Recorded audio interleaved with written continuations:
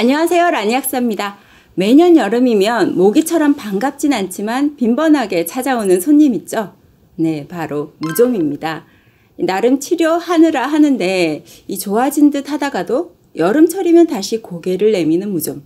그렇다면 혹시 무좀을 박멸하려는 전략이 잘못된 건 아닐까요?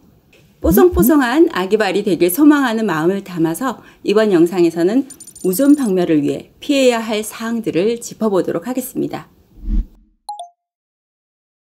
무좀 박멸을 위해서 피해야 할 첫 번째, 광고만 보고 무좀약을 고른다.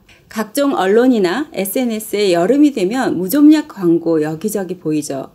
내가 좋아하는 연예인이 광고를 하네? 그럼 나도 저 약 한번 발라볼까? 이러신 분들 은근 많으신데요. 이 취향을 반영해도 좋은 다른 아이템들과 달리 이건 약을 선택하는 문제이기 때문에요. 개취 존중? 이런 건 최우선으로 하시면 안 되고요. 이 발무좀만 보더라도 크게 지간형, 수포형, 그리고 각질형 무좀으로 나뉘게 되는데요. 이 발가락 사이사이, 특히 간격이 좁아서 거의 붙다시피 한 4, 5번 발가락 사이를 시작으로 주변 발가락으로 퍼져나가면서 가렵고 갈라지고 진물까지 나기까지 하는 지간형 무좀. 발바닥 전체에 작은 물집처럼 생기다가 껍질이 벗겨지거나 역시 가려움과 진물이 생기기도 하는 수포형 무좀. 이 두 가지 유형의 경우에는요, 기본적으로 무좀 원인균인 피부 사상균의 항균 작용을 가지는 테르비나핀 성분에 바르는 크림 타입 약을 기본으로 씁니다. 가장 잘 아실 만한 라미실을 비롯해서 엑소데릴, 로시놀, 무조라실 같은 이름의 외용제가 여기에 해당되고요.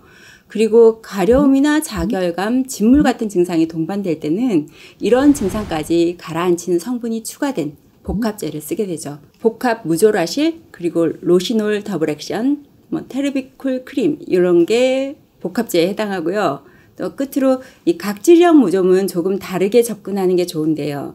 이 발 뒤꿈치가 특히 하얗게 각질이 쌓이면서 긁거나 하면 인설이 하얗게 가루처럼 떨어지고 방치를 해두면 점점 더 두꺼워지고 만성으로 가기가 쉬운데요. 이건 피부 사상균뿐만 아니라 효모균 그리고 칸디다균 같은 진균들이 원인균이에요. 그래서 피부 사상균에 주로 항균 작용을 가지는 아까 말씀드렸던 테르비나핀보다는 전균 스펙트럼을 좀 더 넓게 가지는 클로트리마졸 성분과 함께 우레아라던가 살리실산 등의 각질 연화 성분이 함께 든 약제를 발라주시는 게 좋은데요. 대표적으로는 PM정이 살리실산과 클로트리마졸이 함께 든 약이고요. 여기서 조금 구분하셔야 할 건 이 같은 회사 이름이라도 거의 비슷한 PM졸Q 스프레이도 있는데요.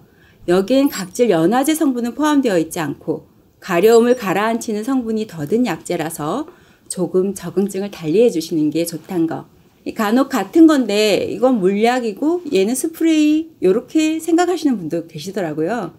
또 손발톱 무좀에도 방금 언급드린 크림이나 연고 등을 바르시는 경우도 있는데 이 손발톱은 조직 자체가 달라서 일반적인 무좀약은 손발톱을 뚫고 균의 포자낭까지 닿을 만큼 침투력이 강하지 못해요. 그래서 전용으로 된 네일라카 타입의 와이드 케어나 풀케어 이런 이름 들어보셨죠? 이런 손발톱 전용 무좀약을 써주셔야 합니다. 이 무좀 박멸을 위해서 피해야 할 두 번째, 바로 증상이 좀 가라앉으면 치료를 중단하는 것. 네, 무좀 치료를 위해서 외용제를 바르시는 경우에 이 자주 바르는 것보다 꾸준하게 주어진 기간 동안 바르는 게 중요한데요. 또 한 번에 많이 바르면 흡수에 오히려 지장을 주거든요. 그래서 양 조절도 조금 적은 듯 흡수되도록 발라주시면 됩니다. 상태나 연령에 따라서도 치료 기간이 달라지긴 하는데 통상 손발 무좀 같은 경우에는 4주 가까이, 그리고 손톱 무좀은 6개월 정도. 발톱이 가장 이 생장 속도가 느리기 때문에요. 보통 9개월 이상 생각하시고 치료를 하셔야 하고요. 증상이 사라진 뒤에도 1, 2주 정도 더 바르셔야 한다는 것도 잊지 마시고요. 무좀 박멸을 위해서 피해야 할 세 번째, 발을 잘 안 씻고 한 신발만 주야장천 신는다. 이 발에 습기가 차면 무좀균의 온상이 돼요. 고온다습한 여름철 무좀이 특히 두드러지는 것도 이것 때문인데요. 약을 아무리 열심히 발라도 계속 무좀균이 서식하기 좋은 환경을 제공해 준다면 재발 가능성이 아무래도 높겠죠. 그래서 발을 항상 청결하게 하시고요. 이 땀이나 습기가 차지 않도록 해주는 게 중요하니까 신발도 하루 요거 신으면 다음날은 다른 거 이런 식으로 좀 교대로 신어주신다던가 아니면 뭐 신발 전용 건조기, 살균기 이런 것도 요새 나오더라고요. 그런 걸 이용하셔도 좋겠습니다. 그 밖에도 무좀 박멸을 위해서 피해야 할 사항들로는요.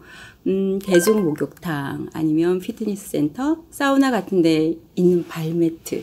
이게 무좀균의 온상지인데도 불구하고 샤워 후에 열심히 그 발매트에 발 닦는 거 요거 피해 주셔야 하고요. 또 가족이 특히 옮기기 쉬운 게 무좀이거든요. 그래서 그런 경우는 수건 같이 쓰신다든가 하는 습관도 피해 주셔야겠죠. 지금까지 무좀에서 해방되기 위해서 피해야 할 점들을 말씀드려 봤고요. 도움되셨다면 구독, 좋아요, 알림 설정 부탁드리고요. 저는 또 유익하고 알찬 내용으로 다시 오겠습니다. 지금까지 라니 학사였습니다. 안녕.